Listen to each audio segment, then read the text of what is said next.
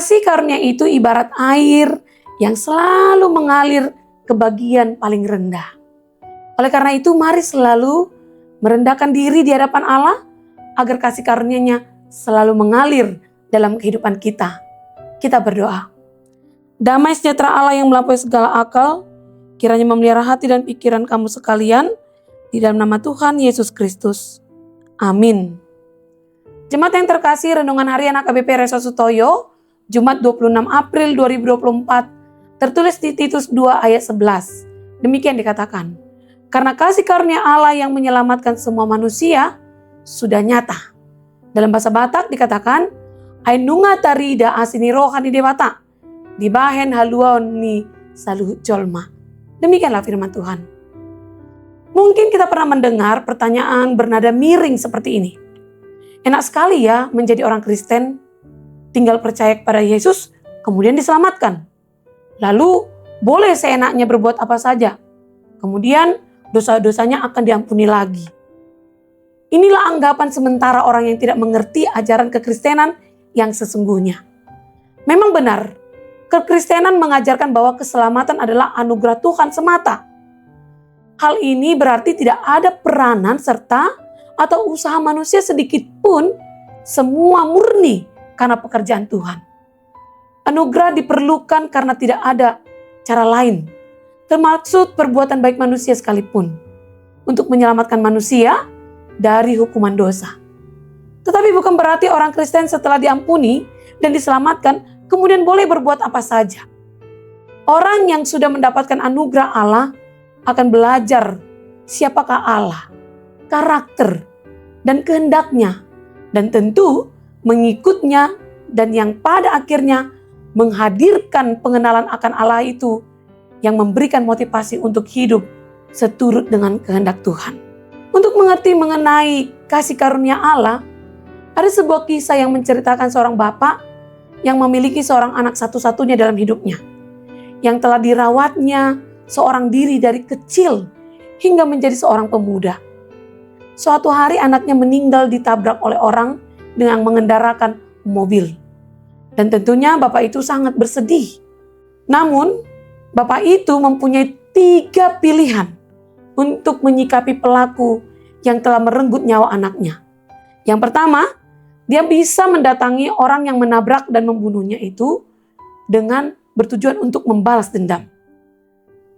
Kedua, si bapak bisa menyerahkan penabrak tersebut ke tangan polisi untuk diadili. Ini disebut dengan keadilan. Dan yang ketiga, bapak itu bisa melakukan sesuatu yang secara kapasitas manusia tidak mungkin dilakukan. Dia mengampuni si penabrak dan kemudian mengadopsinya sebagai anaknya sendiri.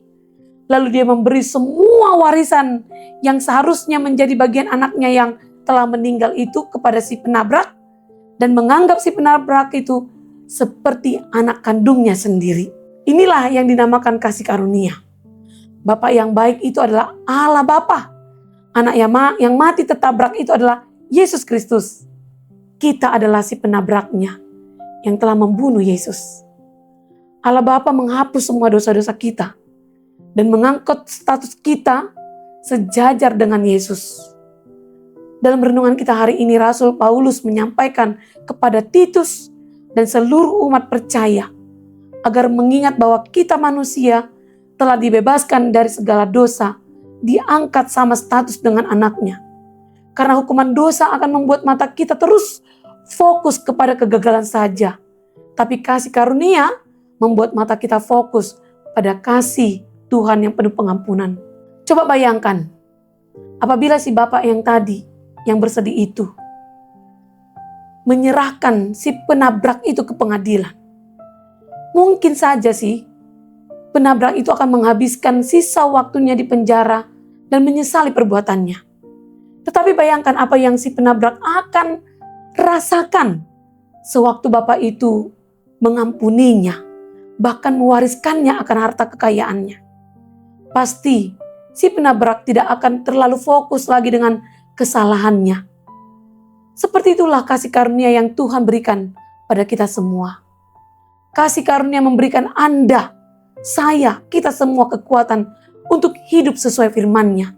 Kasih karunia-Nya lah yang meyakinkan Anda, saya, kita semua bahwa Dia akan membuat kita lebih dari seorang pemenang. Ingatlah, orang yang menerima keselamatan berarti diubah oleh kasih karunia Tuhan. Maka kasih karunia mendorong penerimanya untuk menyenangkan Tuhan dalam segala sesuatu yang dia lakukan. Orang Kristen yang sungguh telah mengalami perubahan, dia harus menolak keegoisan, kesombongan, ketamakan, dan segala kesenangan hidup dalam dosa. Perubahan hidup berarti hidup dalam pengendalian diri, dalam kebenaran, dalam kesalehan.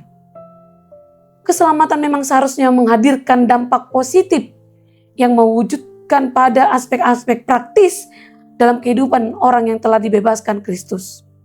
Karena memang untuk itulah Kristus mengorbankan dirinya. Amin, kita berdoa. Bapa Surgawi, terima kasih untuk kasih karunia yang telah Engkau berikan pada kami, yang telah melayakkan kami menjadi anak-Mu. Ajarlah kami dalam kuasa Roh-Mu untuk senantiasa setia melakukan firman-Mu, agar kasih karunia-Mu tidak menjauh dari hidup kami. Berkatilah setiap aktivitas kami hari ini, dan berkatilah setiap umat-Mu yang merasa lelah, sakit, menderita karena tanggung jawab hidup yang dipikulnya terasa berat, agar kami semakin menggantungkan diri kami dan harapan kami hanya kepada-Mu saja. Terima kasih Tuhan, hanya di dalam nama-Mu yang kudus kami berdoa dan mengucap syukur. Amin. Jemaat Tuhan, selamat menjalankan setiap aktivitas Anda hari ini penuh dengan kasih karunia Tuhan. Salam sehat, Tuhan memberkati.